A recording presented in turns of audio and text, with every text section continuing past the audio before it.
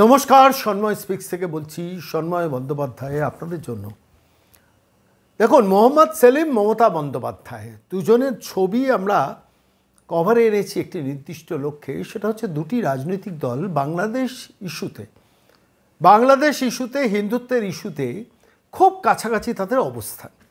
আমি আজকে দুজনের বক্তব্য আপনাদের কাছে একটু পড়ে শোনাবো। তার আগে একটু ভালো করে খেয়াল করে দেখুন, বাংলাদেশে যে হিন্দু নিধন যজ্ঞ চলছে এই মুহূর্তে দাঁড়িয়ে, দ্বর্থহীন ভাষায় সেটা উল্লেখ করে সরাসরি অ্যাটাক করা দরকার যারা মৌলবাদী শক্তি সরকার, মোহাম্মদ ইউনূসের সরকার, সেই সরকারকে। সেটা করতে গিয়ে বিষয়টাকে কিভাবে মোহাম্মদ সেলিম এবং মমতা বন্দ্যোপাধ্যায় দুজনেই ডাইলুট করে দিচ্ছেন। অর্থাৎ ভারতেও তো সংখ্যালঘুদের ওপর অত্যাচার হয়, বাংলাদেশেও সংখ্যালঘুদের ওপর অত্যাচার হচ্ছে, দুটোই সমানভাবে দোষী, অপরাধী। ঠিক, অস্বীকার করছি না, সেটা কিন্তু বলার সময় কি এইটা? এই সময় দাঁড়িয়ে বাংলাদেশে যারা হিন্দু নিধন যজ্ঞ চালাচ্ছেন তারা ঠিক এই কথাটাই বলার চেষ্টা করছেন। ভারতবর্ষ তার নিজের চরকায় তেল মারুক, ভারতবর্ষের মুসলিমদের ওপর যখন অবিচার হয়, অত্যাচার হয়, সেটা নিয়ে তারা কথা বলুক। বাংলাদেশে আমরা কি করছি সেটা নিয়ে কথা বলার দরকার। এটা বাংলাদেশের মৌলবাদী মোহাম্মদ ইউনূস, একজন তালিবানি শাসক, এবং তার ওই বৈষম্য বিরোধী যারা জামাত এবং রাজাকারদের যে গোষ্ঠী, তারা ঠিক এই ভাষায় কথা বলছে। এবং সেম ল্যাঙ্গুয়েজ এপার বাংলায় মমতা বন্দ্যোপাধ্যায় ব্যবহার করছেন, সেম ল্যাঙ্গুয়েজ এপার বাংলায় মোহাম্মদ সেলিম ব্যবহার করছেন। আমি খালি ভাবছি, দেখুন, মমতা বন্দ্যোপাধ্যায় দলের নীতি আদর্শ কিচ্ছু নেই, ক্ষমতায় টিকে থাকার, টু পাইস ইনকাম, এটা হচ্ছে দলের মেন ইডিওলজি। বামপন্থীরা তো নীতি আদর্শের ওপর দলটা করে, সেই নীতি আদর্শের ওপর দল করার লোকজন আব্বাস সিদ্দিকের মধ্যে মৌলবাদ খুঁজে পায় না। এটা অনেক দিন আগে থেকেই দেখেছি, মোহাম্মদ সেলিমের সেই দৃষ্টিভঙ্গিতে আমরা দেখেছি। ফলত বিপদে পড়েন যারা ডেডিকেটেড কমিটেড বামপন্থীরা। আমি আজকে এই বিষয়টা নিয়ে আসতে গিয়ে, আমি চর্চা করতে গিয়ে আমি দেখছিলাম যে, দেখবেন টিভির টক শোতে যখনই পশ্চিমবঙ্গে কোনো ঘটনা হয়, সেই ঘটনা নিয়ে যখন আলোচনা হয়, তৃণমূল কংগ্রেসের যারা মুখপাত্র তারা বলেন গুজরাটে এইটা হয়েছে, উত্তরপ্রদেশে এইটা হয়েছে, ঝাড়খণ্ডে এইটা হয়েছে, মহারাষ্ট্রে এইটা হয়েছে, রেফারেন্স দিয়ে, অর্থাৎ ওখানে খারাপটা হয়েছে সুতরাং আমাদের এখানেও খারাপ হয়েছে, ওটাকে ডাইলুট করে দেওয়া। সারা ভারতবর্ষে খারাপ জিনিস হচ্ছে, পশ্চিমবঙ্গে তাই হচ্ছে। সারা ভারতবর্ষের পার্সপেক্টিভে পশ্চিমবঙ্গকে ফেলে দিয়ে বলা যে পশ্চিমবঙ্গ বেটার আছে, অনেকটা যে চন্দ্রচূড়ের স্টাইল, চন্দ্রচূড় ঠিক এই স্টাইলে করেছেন, ভারতবর্ষের ব্যাপারে আরজি করকে ফেলে দিয়ে করেছিলেন। যাই হোক, সেটা তো অন্য প্রসঙ্গ। আমি আজকের দিনে দাঁড়িয়ে আমি মোহাম্মদ সেলিম ও মমতা বন্দ্যোপাধ্যায় দুজনের স্ট্যান্ড পয়েন্টটা, দুজনের বক্তব্যটা একটু পরপর আপনাদের পড়ে শোনাবো, একটু ভালো করে বিশ্লেষণ করে দেখুন। আমি একদম খুঁটিয়ে প্রত্যেকের, মোহাম্মদ সেলিম গতকাল যে বক্তৃতা দিয়েছেন এবং মমতা বন্দ্যোপাধ্যায় দায় পড়ে বিধানসভায় এবং এই রাঁচি থেকে ফেরার সময় বিমানবন্দরে দাঁড়িয়ে যে কথাগুলো বলেছেন, আমি সেগুলো পড়ছিলাম, পাশাপাশি ফেলে মেলাচ্ছিলাম। ঠিক এক স্টাইল, অর্থাৎ ভারতেও খারাপ, বাংলাদেশও খারাপ। এখন তো বলার সময় বাংলাদেশটা খারাপ, ভারতবর্ষে খারাপ সারা বছর ধরে বলছেন, কিন্তু বাংলাদেশে খারাপটাকে খারাপ বলতে গিয়ে ভারতবর্ষের খারাপটাকে আগে টেনে নিয়ে আসতে হবে। এটা হচ্ছে সিপিআইএমএল দীপঙ্কর ভট্টাচার্য স্টাইল। অর্থাৎ অন্য জায়গা খারাপ, তো এটাকে ক্ষমা ঘেন্না, তৃণমূলটাকে একটু ক্ষমা ঘেন্না করে দেওয়া যেতে পারে, সেটাকে ইনজেক্ট করছেন সিপিএমের মধ্যে। আমি বলছি, এত লাজ লজ্জা সংকোচ দ্বিধা দরকার নেই। অনেক দিন ভেতরে নীরবে নিভৃতে প্রেমালাপ চলেছিল, এবার বিয়ের পিঁড়িতে বসে পড়ুন, অর্থাৎ হাতে হাতটা ধরুন, ইন্ডি জোটের শরিক আপনারা, একসঙ্গে কলকাতার রাজপথে মিছিল করুন। বাংলা কথা, সত্যি কথা সোজাভাবে বলাটা দরকার। মমতা বন্দ্যোপাধ্যায়ের বিবৃতিটা আমি একটু পড়ে শোনাই আপনাদের কাছে। প্রথমে একটু ভালো করে, আমি যে যুক্তিতে এই কথাটা বলছি আজকে, সেটা একটু ভালো করে শুনুন। সেটা হচ্ছে, যে ধর্মের ওপরেই অত্যাচার হোক না কেন তা আমরা মেনে নিতে পারি না। যে ধর্মের ওপরই অত্যাচার হোক না কেন, অর্থাৎ বাংলাদেশে হিন্দুদের ওপর অত্যাচার হচ্ছে, এই শব্দটা বলতে পারছেন না। যে ধর্মের ওপরই অত্যাচার হোক আমরা এটা মেনে নিতে পারি না। কি সাইলেন্ট, কি অসাধারণ স্টাইলে ডাইলুট করে দেওয়া হচ্ছে। প্রতিহিংসামূলক আচরণের কথা উল্লেখ করেছেন তিনি। আমরা সব ধর্মের ওপর অত্যাচারের নিন্দা করি, এটা সমর্থন করা যায় না। ইসকনের এখানকার কর্তৃপক্ষের সঙ্গে আমার দুবার কথা হয়েছে। আমরা সব ধর্মের ওপর অত্যাচারের নিন্দা করি। আর বলুন না হিন্দুদের ওপর নিধন চলছে, এটা বলতে গেলে অসুবিধাটা কোথায়? লজ্জা হচ্ছে, সংকোচ হচ্ছে, দ্বিধা হচ্ছে, 30% ভোটের কথা মাথায় রাখতে হচ্ছে। এবার মমতা কি বলছেন শুনুন পরেরটা। অনেকের মৃত্যু হয়েছে, আগেও অনেকে মারা গেছে। আচ্ছা, আগেও অনেকে মারা গেছেন, কথাটার মধ্যে দিয়ে কী বোঝাতে চাইছেন? শেখ হাসিনার সময়ও অনেকে মারা গেছেন, অর্থাৎ সেই সময়ও খালেদা জিয়ার দল চলে লোকজন মারা গেছেন, এটা বলতে চাইছেন? নির্লজ্জতা, কি অসীম নির্লজ্জতা, একটু ভালো করে খেয়াল করে দেখুন। আগেও অনেকে মারা গেছেন, কিন্তু আমরা এই বিভাজন চাই না। কেন কিছু মানুষ নিজের দেশে পরবাসী হয়ে থাকবেন?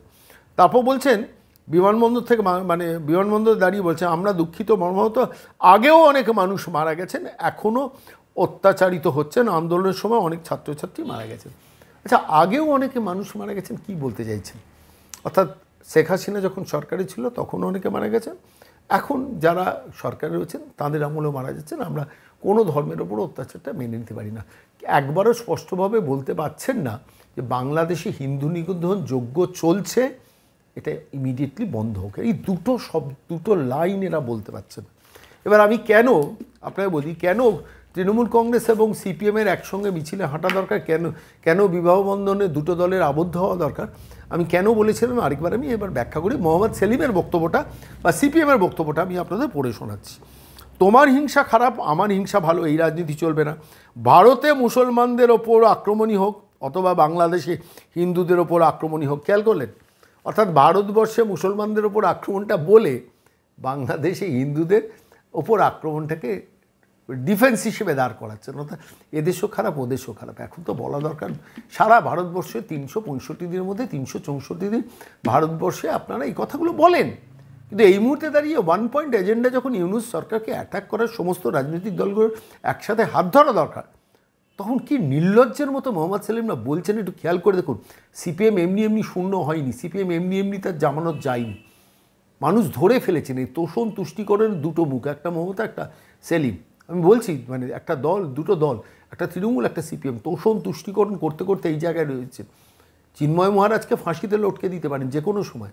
ইউনূস সরকার, ইউনূস এত বড় শয়তান, আমি বলছি ইউনূস এত বড় শয়তান, যে কোনো সময় ফাঁসিতে লটকে দিতে পারে।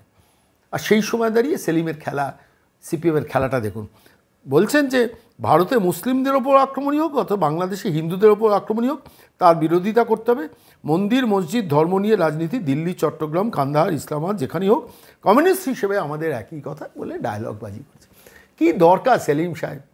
এমনিতে তো দলের অবস্থা খারাপ। 2029-এর পর তৃণমূল এবং সিপিএম একসঙ্গে লড়বে পশ্চিমবঙ্গে, তখন চুরি টুরি দূরে চলে যাবে। এখন আগে ধর্মনিরপেক্ষতার স্লোগান দিয়ে তৃণমূল এতগুলো আসন সিপিএমকে ছাড়বে, সেই পথে নিয়ে যাচ্ছেন দীপঙ্কর ভট্টাচার্য, সিপিআইএমএল। আস্তে আস্তে খেয়াল করেছেন নৈহাটি আসনটা 6টার মধ্যে একটা নিজেরা নিয়েছেন, সেখানে জামানত খুইয়েছেন। মূল শত্রু বিজেপি এই এজেন্ডাতে স্টিক করে আছেন, কথা বলে যাচ্ছেন, এবং এই পশ্চিমবঙ্গের মাটিতে দাঁড়িয়ে সিপিএমকে আস্তে আস্তে আস্তে আস্তে আস্তে আস্তে তৃণমূলের প্রাচীরের কাছে নিয়ে যাচ্ছেন।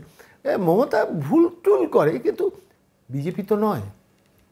এটা হচ্ছে দীপঙ্কর ভট্টাচার্যের স্টাইল, সিপিআইএমএল। মানে যাদের ভোট ব্যাংকের পার্সেন্টেজ যদি এককভাবে লড়াই করে, 100 জনের মধ্যে একজনও ভোট দেয় না যাদের, সেই দলটা এখন সিপিএমকে গিলে খাওয়ার চেষ্টা করছে। এবং সিপিআইএমএলের যেহেতু বিহারে কিছু বিধায়ক আছেন, সিপিআইএমএল দিল্লিতে একটুখানি বিচরণ টিচরণ করেন, ফলে ফলত তাকে এখন সেলিম খুব খাতির করছেন। আমি বলছি এত ভাবের ঘরে চুরি করবেন না। কলকাতা একটা হয়ে যাক মিছিল, একদম ধর্মতলা থেকে আপনার রবীন্দ্র সদন পর্যন্ত একটা মিছিল হোক, যেখানে সিপিএম এবং তৃণমূল একসঙ্গে হাঁটুক, কোনো অসুবিধে নেই। হিন্দুত্বের অবস্থানে, হিন্দুরা যখন মার খাচ্ছে, আক্রান্ত হচ্ছে, তখন আপনাদের এই ভেতরের ইন্ডিজোটের প্রেমালাপটা এই দুটো দলের এইটা প্রকাশ্যে আসুক, মানুষ চাইছে। কেন আপনারা তোষণ এবং তুষ্টিকরণ করতে করতে পশ্চিমবঙ্গের হিন্দুদের কিনারায় ফেলে দিয়েছেন। আমি আবার একটা কথা বারবার বলবো, যে যখন হুমায়ুন কবির ভরতপুরের বিধায়ক তৃণমূলে, তিনি যখন বলেন আমরা ইচ্ছে করলেই 30% এক্ষুনি ভাগীরথী জলে ভাসিয়ে দিতে পারি, তখন মমতা বন্দ্যোপাধ্যায় প্রশাসন, অ্যাডমিনিস্ট্রেশন, পুলিশ তার বিরুদ্ধে ব্যবস্থা নেয় না, দল তার বিরুদ্ধে ব্যবস্থা নেয় না। সিপিএমকে দেখেছেন সেভাবে সেইটা নিয়ে কথা বলতে? এইটা যদি কোনো হিন্দু নেতা কোনো মুসলিম সম্বন্ধে বলতেন, বলা উচিত নয়। কোনো ধর্মের লোকের কারুর সম্বন্ধে বলা উচিত নয়, বলেও বলছি। কোনো হিন্দু ধর্মের নেতা যদি মুসলমানদের বলতেন, কোনো বিজেপি নেতা যদি কোনো মুসলিম নেতাদের সম্বন্ধে বলতেন, এতক্ষণে তিনি জেল হাজতে থাকতেন, জামিনও পেতেন না। মমতা প্রশাসন সেটা করতেন। এইভাবে তোষণ এবং তুষ্টিকরণ চলেছে। এনআরসি সিএ আন্দোলন যখন হয়ে, বিরোধী আন্দোলন 3 দিন ধরে বাংলা অচল হয়েছিল। কতগুলো রেল স্টেশন পুড়িয়েছেন, কতগুলো থানা পুড়িয়েছেন, একজন অপরাধীরও বিচার হয়েছে? করেন না। মমতা বন্দ্যোপাধ্যায় এই তুষ্টিকরণের রাজনীতি বাংলায় দীর্ঘদিন ধরে করছেন। সিপিএমের কাছ থেকে তারা শিখেছে। ওবিসির তালিকা প্রথম বুদ্ধবাবু করে গেছেন 2010 সালে। 40 না 45টা ক্যাটাগরির মধ্যে একটি বোধহয় হিন্দি কমিউনিটি আর সব মুসলিম কমিউনিটিকে ওবিসি করে দিয়েছিল। সেটাই তো মমতা বন্দ্যোপাধ্যায় ওবিসি ক্যাটাগরিতে সেই কাজটি করেছেন, যেটি সম্প্রতি কোর্ট বাতিল করেছে। আমি বলছি এই বাংলার মাটিতে দেখুন, ভাবের ঘরে চুরি করে লাভ নেই। জ্যোতি বসু জমানা নেই, বুদ্ধদেব ভট্টাচার্য জমানা নেই, এটা মোহাম্মদ সেলিমের জমানা। মোহাম্মদ সেলিম, আপনি সিপিএম দলটাকে নিয়ে গিয়ে তৃণমূল পার্টি অফিসের সঙ্গে একসঙ্গে যৌথ আন্ডারস্ট্যান্ডিং করুন। এই শূন্যের বিচরণ করতে হবে না, মহাশূন্যও বিচরণ করতে হবে না, জামানত খাওয়াতেও হবে না। নেক্সট বিধানসভা নির্বাচন আসছে 2026, তৃণমূলকে বলুন আমাদের 30টা সিট দিতে হবে, কেন এমনিতে একটা সিটও আপনারা পাবেন না। আমি আবার দায়িত্ব নিয়ে বলছি, নেক্সট 2026 একটি সিটও খাতা খুলতে পারবেন না। তৃণমূলের সমর্থনে সিপিএম প্রার্থী দাঁড়াক। 2026 30টার মধ্যে অন্তত 10টা 15টা বিধায়ক তো বিধানসভায় পাঠাতে পারবেন। অন্তত এইভাবে স্টার্ট করুন। 2029 তো জোট হবেই, কেউ আটকাতে পারবে না। ইন্ডি জোট দিল্লিতে গিয়ে বসছেন, ভাবছেন পশ্চিমবঙ্গের মানুষ জানে না, দেখে না, বোঝে না। তৃণমূল কংগ্রেসের মধ্যে আপনারা লেসার এভিল তত্ত্ব তো দীপঙ্কর ভট্টাচার্যরা অনেক দিন ধরে দেখেছেন, এই নকশালরা দেখেছেন পশ্চিমবঙ্গের মাটিতে। বিজেপির থেকে লেসার এভিলেরা এই তত্ত্বে তারা বিশ্বাস করেছেন। ঠিক সেই একই পদ্ধতিতে আপনারা আস্তে আস্তে আস্তে আস্তে সমস্ত জড়তা ঝেড়ে ফেলুন। তোষণ তুষ্টিকরণ আপনাদের অলংকার, আপনাদের মণিহার, আপনাদের গলার হার, আপনারও এবং তৃণমূল দলেরও। ফলত মোহাম্মদ সেলিম আপনাকে বলছি, মমতা বন্দ্যোপাধ্যায় আপনাকে বলছি, হাতে হাত ধরুন, দুটো দল একসঙ্গে চলুক। পশ্চিমবঙ্গে দ্বিদলীয় রাজনৈতিক ব্যবস্থা থাক, একদিকে সিপিএম তৃণমূল আর শরিকরা থাকুক, আরেকদিকে বিজেপি থাকুক। ফলত অসুবিধা কিছু হবে না। আমি বলছি এটা এই তত্ত্বটা নিয়ে একটু ভাবুন। মোহাম্মদ সেলিম আপনাকে বলছি, আপনারা মোটামুটি একই লাইনে বাংলাদেশে হিন্দু নিধন যজ্ঞ নিয়ে কথা বলছেন, অর্থাৎ যে লাইনটা আমি এতক্ষণ পড়ে শোনালাম। ভারতবর্ষে মুসলমান বিরোধিতা হলেও আমরা বিরোধিতা করব, বাংলাদেশে হিন্দু বিরোধিতা হলেও বিরোধিতা করব। মমতাও যে স্টাইলে কথা বলছেন, আপনিও সেই স্টাইলে কথা বলছেন। অথচ 365 দিন এই কথাটাই বলেন, ভারতবর্ষে সংখ্যালঘুদের হয়ে কথা বলেন, আপনাদের দলীয় এজেন্ডা ঠিকই করেন, সেটা নিয়ে আমি কোনো কথা বলবো না। কিন্তু একটা দিন বাংলাদেশের হয়ে, বাংলাদেশের বিরুদ্ধে কথা, বাংলাদেশে মোহাম্মদ ইউনূসের মৌলবাদী শক্তির বিরুদ্ধে কথা বলা যেত না? একটা দিন হিন্দুদের পক্ষে কথা বলা যেত না? বাংলাদেশে হিন্দু নিধন যজ্ঞ নিয়ে কথা বলা যেত না? সেটাকে ডাইলুট করে দেওয়া, একটু দুধে জলে মিশিয়ে দিয়ে, বাবা তোমরা 30% রেগো না, আমাদের উপর রেগো না। বিশ্বাস করুন 30%-এরও বহু সেন্সিবল মানুষ আপনাদের, মোহাম্মদ সেলিম আপনার দল, মমতা বন্দ্যোপাধ্যায় আপনার দল, এই আপনাদের দুটো দলের তুষ্টিকরণে এই রাজনীতিও তারা বুঝছেন, সেটা তাদের পক্ষে ক্ষতিকারক। এ রাজ্যে মাইনরিটিদের তাতাসে যে তৃণমূল কংগ্রেস যতটা ক্ষতি করেছে, সিপিএমও ততটা ক্ষতি করার চেষ্টা করছে। কিন্তু সিপিএমকে তারা ভরসা করছেন না, মমতাকে এখন বিশ্বাস করছেন। তো মমতার হাতটা ধরে নিন, তাহলে মাইনরিটি ভোট নিয়ে তো লড়ালড়ি করতে হবে না। প্রকাশ্যে খোল্লা খেলবেন। মমতা বন্দ্যোপাধ্যায় যেমন পরিষ্কারভাবে একদম সিদ্দিকুল্লাহ চৌধুরীকে রাস্তায় নামিয়ে দিয়েছেন। ওয়াকফ বিল নিয়ে ধর্মতলা একটা মহাসমাবেশ সিদ্দিকুল্লাহকে দিয়ে করিয়ে দিয়েছেন, আপনারা জানেন, সবাই সে ঘটনা জানেন। অর্থাৎ মাইনরিটিকে এখন কনসলিডেশনে মমতা খেলা খেলছেন। মোহাম্মদ সেলিম আপনিও শরিক হয়ে যান। বেকার এত চেষ্টা করছেন কেন? টাকা পয়সা দেবে, লাগলে দেবে। গৌরী সেন আছে তৃণমূল কংগ্রেস, কোটি কোটি টাকা, হাজার হাজার কোটি টাকার মালিক তারা। আমি বলছি মোহাম্মদ সেলিম খুব ভেরি সিরিয়াস নোটা ভাবুন। কারণ বামপন্থী কর্মী সমর্থকরা না, তারা কমিটেড কর্মী সমর্থক, তারা আপনাদের মতো না এত সুযোগ সন্ধানী নন। ফলে তাঁরা আপনাদের যেদিনকে আব্বাস সিদ্দিকিকে আপনারা মাইক্রোফোন দিয়েছেন, অধীর চৌধুরীর হাত থেকে মাইক্রোফোন টেনে, তারা সেটাকে ভালো চোখে নেননি। আইএসএফের সঙ্গে জোট করেন আর কংগ্রেসের বিরোধিতা করেন, সেটাও কিন্তু প্রকাশ হয়ে যাচ্ছে আস্তে আস্তে ভেতরের অঙ্কটা। ফলে আলটিমেটলি গন্তব্যস্থল এক, দুটো পদ দিয়ে, একটা পদ দিয়ে যাচ্ছে তৃণমূল, একটা পদ দিয়ে যাচ্ছেন আপনারা সিপিএম। আলটিমেটলি পৌঁছবেন তো সেই একটা পয়েন্টেই। তো তাহলে কেন দুটো পদ দিয়ে যাচ্ছেন? একটা পথে, একটা গাড়িতে, একই গাড়ির সহযাত্রী হন, এক নৌকোর সহযাত্রী হন। বাংলাদেশ নিয়ে দর্থহীনভাবে সমালোচনা করতে পারছেন না মমতা, বাংলাদেশের হিন্দুদের ওপর অত্যাচার নিয়ে দর্থহীন ভাষায় সমালোচনা করতে পারছেন না সিপিএম। দুটো দলই তো একই জায়গায় অবস্থান করছে, তাহলে এত দূরত্ব কেন? ইন্ডিজোটে গিয়ে পাশের চেয়ারে বসছেন, সিপিএম বসছে তৃণমূলের পাশে, আর এখানে পশ্চিমবঙ্গে সেই লড়াই ভাব দরকার নেই, কোনো দরকার নেই। বাংলার মানুষ বুঝতে পেরে গেছেন যে আপনাদের দুটো দলের এজেন্ডাই এক। ফলত আপনারা এবার সমস্ত দূরত্ব ঘুচিয়ে হাতে হাত ধরে একটা লম্বা মিছিল করুন তো দেখি কলকাতার রাজপথে, বাংলার মানুষ দেখতে চাইছে।